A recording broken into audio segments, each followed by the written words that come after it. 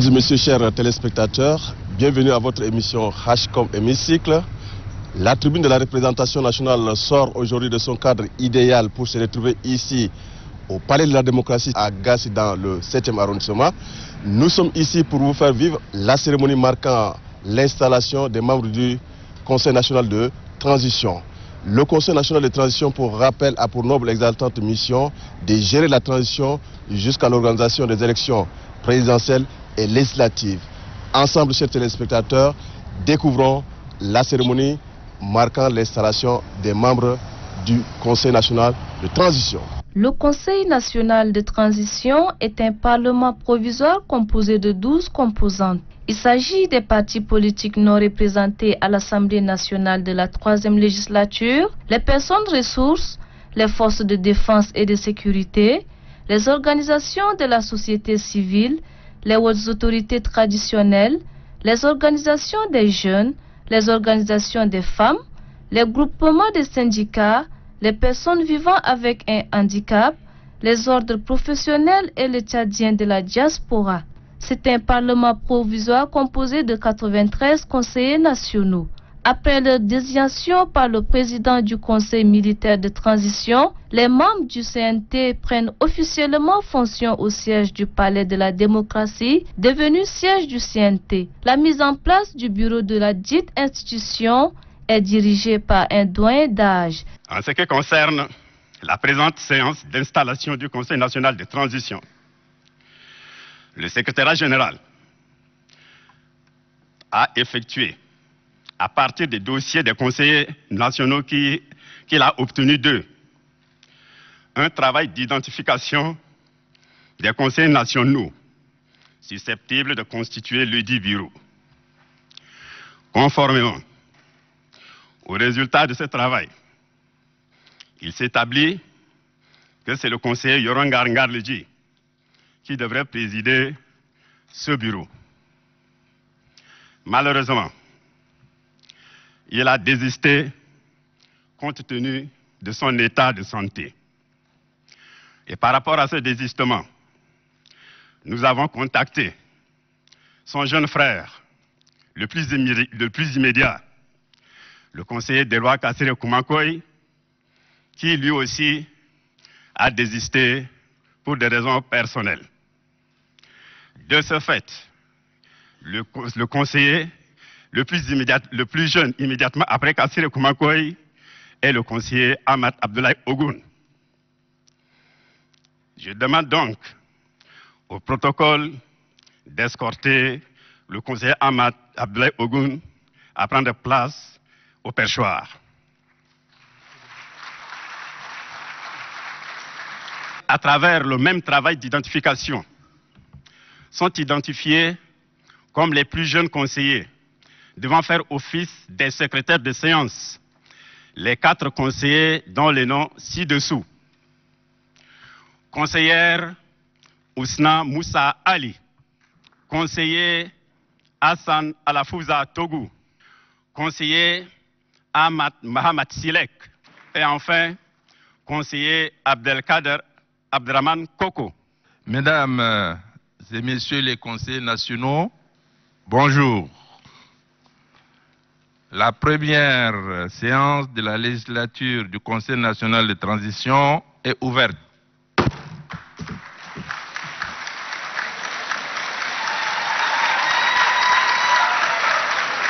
Après cette première étape de mise en place du bureau d'âge qui a pour mission de conduire les travaux, un projet de résolution est soumis à l'intention des conseillers nationaux. C'est un instrument juridique portant modalité du scrutin. À l'unisson, les conseillers nationaux optent pour la désignation des membres du bureau du CNT par consensus. C'est ainsi que l'ancien président de l'Assemblée nationale, Dr Haroun Kabadi, est désigné par acclamation président du CNT. Je suis signé Dr Mouradine Delwa Kassire Koumakoy, candidat au poste de président du Conseil national de transition, désiste au profit du candidat Dr Haroun Kabadi.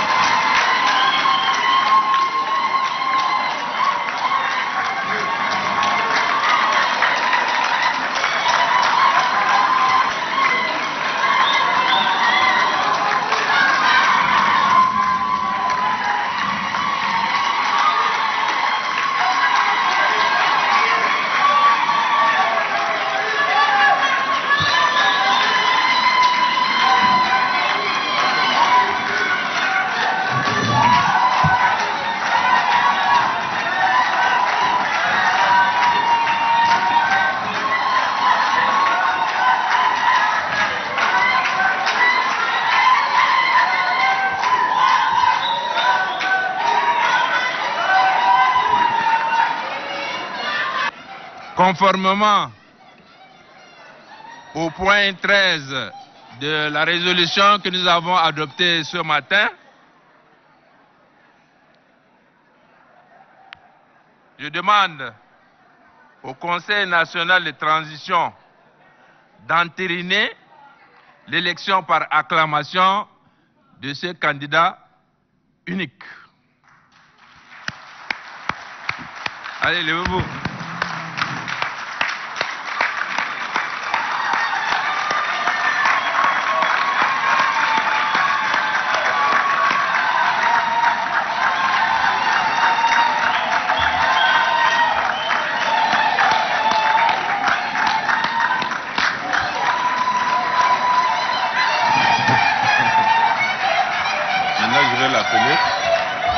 Le bureau du Conseil national de transition est composé d'un président et de 2 vices, 5 secrétaires de séance, 2 questeurs.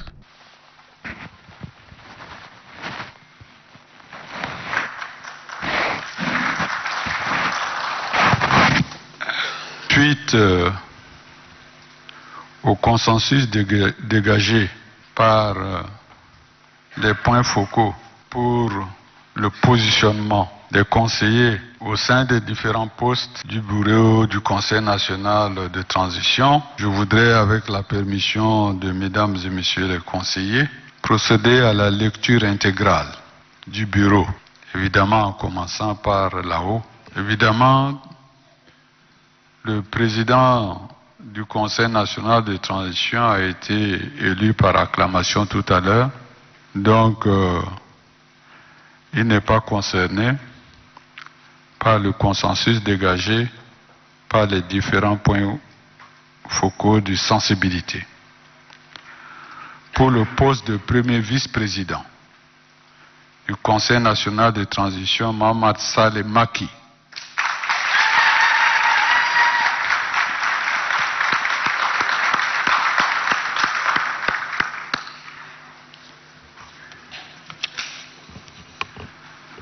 Pour le poste de deuxième vice-président, Madame Khadija Adoum Atimer.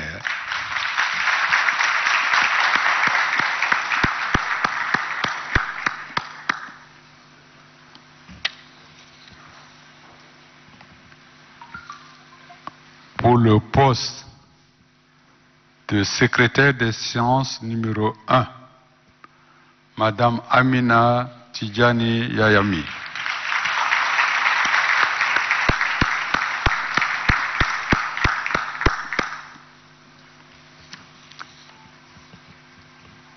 Pour le poste de secrétaire des séances numéro 2, Madame Fatime Mahamad Seyid.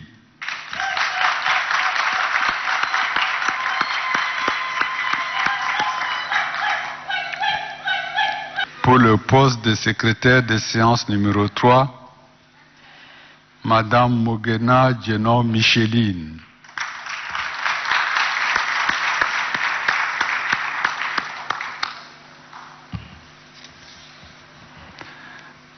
Pour le poste de secrétaire des séances numéro 4, Monsieur Aladoum Djarma Balthazar.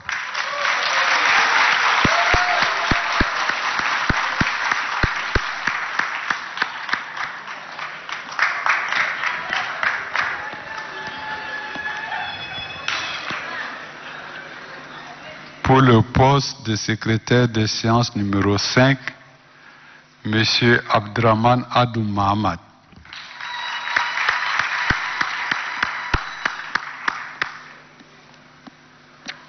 Pour le poste de questeur adjoint, Madame Geneviève Koumaté Koudé.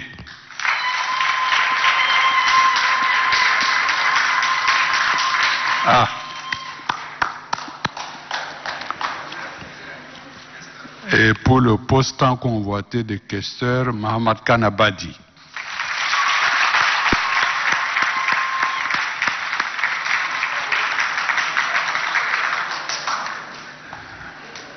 Bien, mesdames et messieurs les conseillers, voici maintenant complétés les membres du bureau du Conseil national de transition Et je voudrais d'abord féliciter tous les membres qui ont été élus. Et je leur dis tout simplement que ça a été un exercice difficile pour les points focaux d'arriver à ce consensus. Pour ceux et celles qui ont sûrement voulu être membres de ce bureau et qui n'ont pas pu l'être, ils pourront effectivement être membres des bureaux des commissions. Et ces commissions sûrement seront mises en place dans les jours et les semaines à venir. Officiellement installés à leurs fonctions, les conseillers nationaux se disent déterminés à relever les défis qui les attendent. Aujourd'hui, étant conseiller, quel sera donc votre apport? L'apport, il se situera à deux niveaux. Le premier niveau, c'est de réussir justement à apporter un regard nouveau. Parce que là, nous avons eu l'opportunité, dans cette phase un peu particulière, d'avoir accès à l'hémicycle directement à partir de nos corporations, ce qui nous permet justement de réussir à remonter de manière beaucoup plus fluide les attentes que nous avons eues à mettre en évidence lorsqu'on était dans notre milieu associatif. Maintenant, le second niveau, c'est de réussir aussi à nous assurer qu'au sein de cet organe-là, les attentes de la jeunesse soient pleinement inscrites au titre des priorités pour que la situation soit améliorée. Globalement, ça va s'articuler autour déjà des opportunités en termes d'emploi, en termes d'accès à cette capacité de se prendre en charge. Vous savez, nous représentons une frange assez importante de la population, ce qui fait que notre pays a besoin d'une jeunesse qui soit pleinement active, qui soit responsabilisée et qui ait la possibilité d'apporter cette plus-value-là. Donc, en termes d'opportunités de manière globale pour cette jeunesse-là, et les autres éléments qui sont déclinés par la charte de la jeunesse que le Tchad, la charte africaine de la jeunesse que le Tchad a ratifiée, en termes de droits, en termes d'avantages, en termes d'opportunités, en termes de soins, en termes d'éducation, vous conviendrez avec moi que c'est toute une panoplie d'attentes, mais le plus crucial, c'est de réussir à créer ces opportunités inclusives pour tous les jeunes. Je pense que les attentes sont très très clairement prescrites par les textes qui nous régissent en ce moment. Le Conseil national de transition est mis en place pour élaborer les textes de loi sur lesquels doit être fondée la prochaine République tchadienne. Et donc, n'importe qui penserait que c'est une période de récréation aurait tort. Parce que cette période transitoire est la période par excellence où nous devons mettre en boîte l'ensemble des outils qui permettront de construire un État républicain et démocratique. Parce que le Conseil militaire en place en ce moment n'est pas habilité à fabriquer un État tout chaud, tout rôti, qui sera servi au peuple. Il est là pour permettre la fondation de la condition d'une renaissance de l'État. Donc c'est nous qui avons mission aujourd'hui de donner les gages législatifs pour que ce nouveau départ soit possible.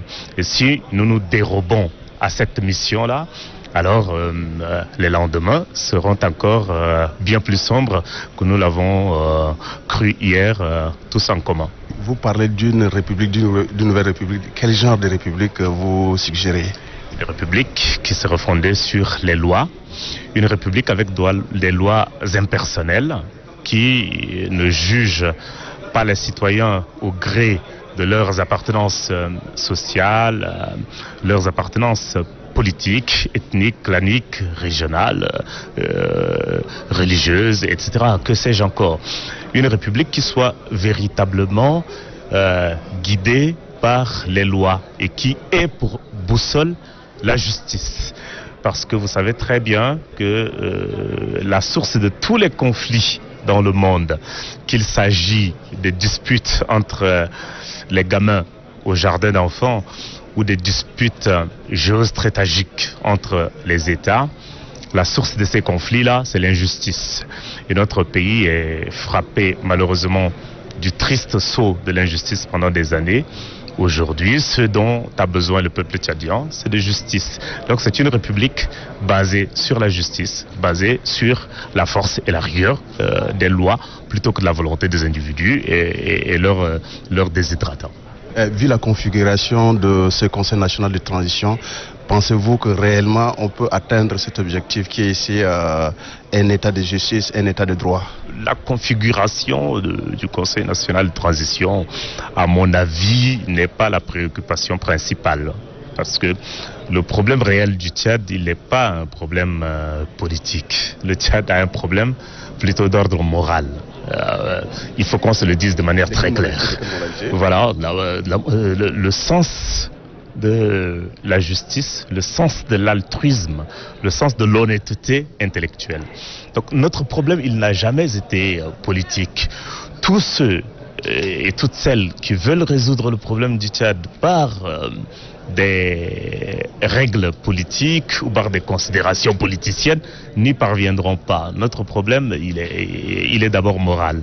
Donc, quelle que soit la constitution d'un parlement élu ou d'un parlement provisoire désigné comme le Conseil national de transition, encore faut-il que les hommes et les femmes qui en font partie aient une conscience assez élevée de leur patriotisme, de leur responsabilité républicaine, et que chacun agisse en âme et conscience. Au-delà de ça, rien ne peut être résolu. Donc, je ne pense pas que la seule configuration régionale, provinciale, ethnique, politique, idéologique, etc., puisse résoudre le problème. De quelque bord que vous apparteniez, encore faudrait-il que vous ayez une conviction morale, une probité morale pour pouvoir faire avancer les choses. Nous sommes une composante de la chefferie traditionnelle et on s'est regroupé donc en société civile.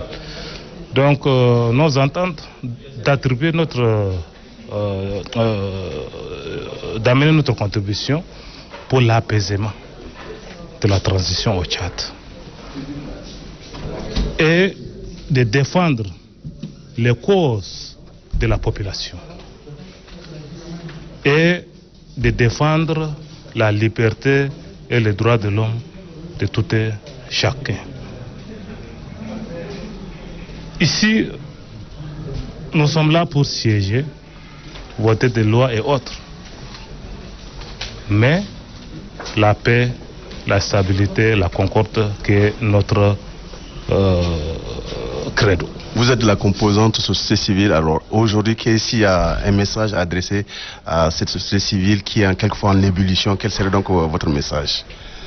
Donc le message que je vais adresser à la société civile, parce qu'aujourd'hui nous sommes dans une phase transitoire, et si nous voulons que le Tchad aille de l'avant, il faut que nous restions sous l'arbre à palabres pour discuter de nos différends. On ne peut pas arracher le droit dans la rue. Le droit, on arrache par le dialogue. Nous devrons nous efforcer pour faire un travail de qualité. Un travail de qualité en synergie avec toutes les sensibilités représentées.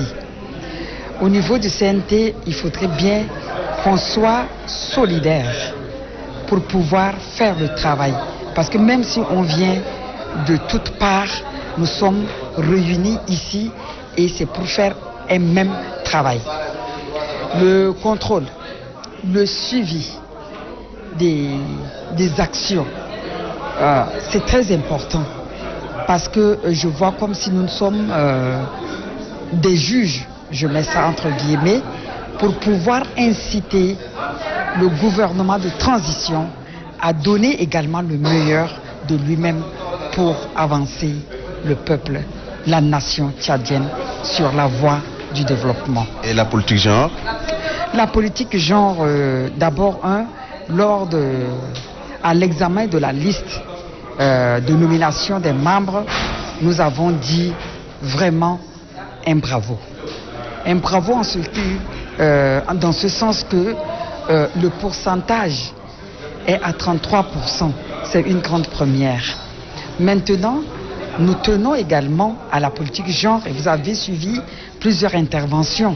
On n'a pas voulu revenir pour éviter le leitmotiv, mais les gens mettent le phare sur la promotion de la femme. L'entrée des femmes également dans le giron qui va présider l'Assemblée. On le souhaite que ça soit pas des 20 mots lancés dans la salle, mais que ça soit traduit dans les faits et les actes pour pouvoir vraiment couronner la promotion du genre. Hier, vous avez été député, aujourd'hui, vous êtes conseiller national. Alors, quel serait donc votre apport? Vous savez, l'apport sera énorme. C'est l'attente de la population. La population attend de nous une nouvelle constitution qui verra le jour après le dialogue national, qui sera, je ne sais pas quand, d'ici un mois, d'ici 2 mois, mais ce qui est sûr, il y aura quand même un dialogue national et à partir de là, on va essayer d'écrire une nouvelle page d'histoire pour le Tchad, parce que donc s'il y a une nouvelle constitution et avec vraiment des garde-fous solides pour que d'ici demain, après-demain, nos enfants ils retrouveront quand même un Tchad meilleur. S'il y a un message à adresser par exemple à la population, quel serait donc votre message? Je pense que nous n'allons pas faillir à notre mission. Et de surcroît, alors nous allons défendre les causes de la population tchadienne d'une manière générale. Pour que la transition se passe dans les normes et pour qu'il y ait une situation, une démocratie apaisée dans ce pays.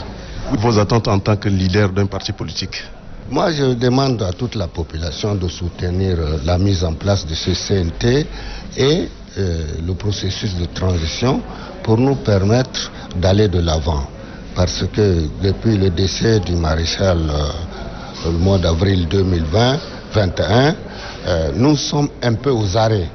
Mais avec la mise en place de ce CNT, je pense que le chantier des élections vont commencer et même pour la conférence nationale souveraine. Donc, on pense à une conférence nationale souveraine? Il y aura quand même une conférence, même si ce n'est pas la conférence. Tout dépend du nom qu'on donnera à cet enfant. Donc le nom, il peut s'appeler soit la conférence nationale souveraine, soit le dialogue national inclusif. Il n'y a pas de problème. L'essentiel que les Tchadiens se retrouvent rapidement et parler entre eux. Le Conseil national de transition tel que défini dans la charte de transition de la République du Tchad, en son article 67 a pour mission de suivre et de contrôler l'action du gouvernement de transition, d'exercer la fonction législative, de veiller à la défense et à la promotion des droits de l'homme et des libertés, d'examiner et d'adopter le projet de constitution et les tests législatifs. C'est un parlement provisoire composé de 93 conseillers nationaux. Chers téléspectateurs, comme vous l'aurez certainement constaté, HCOM Hémicycle, la tribune de la représentation nationale, a passé toute cette journée ici. Une journée qui vous a permis de vivre en direct la mise en place du bureau du Conseil national de transition. Au revoir et à la semaine prochaine.